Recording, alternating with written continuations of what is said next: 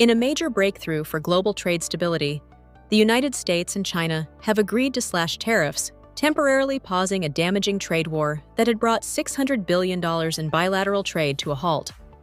The deal was struck during high-level talks in Geneva, marking the first face-to-face meeting between senior officials from both nations since President Donald Trump's return to power. U.S. Treasury Secretary Scott Bessent announced the outcome, confirming that both nations agreed to a 90-day pause on punitive measures and a sharp reduction in tariffs, bringing them down over 100 percentage points to a 10% baseline rate. Both countries represented their national interest very well, Bessent said. We both have an interest in balanced trade, and the U.S. will continue moving towards that.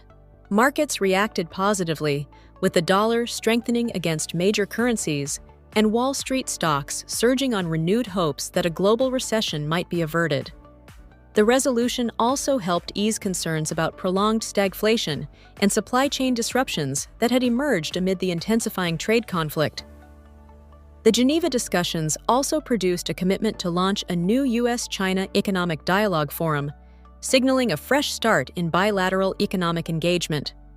The consensus from both delegations this weekend is neither side wants a decoupling, Bessent added. What had occurred with these very high tariffs was the equivalent of an embargo. The trade dispute escalated earlier this year when President Trump raised tariffs on Chinese imports to 145%, prompting retaliatory measures from Beijing, including export controls on rare earth elements and tariffs on U.S. goods up to 125%. Don't forget to like, share, and subscribe the channel.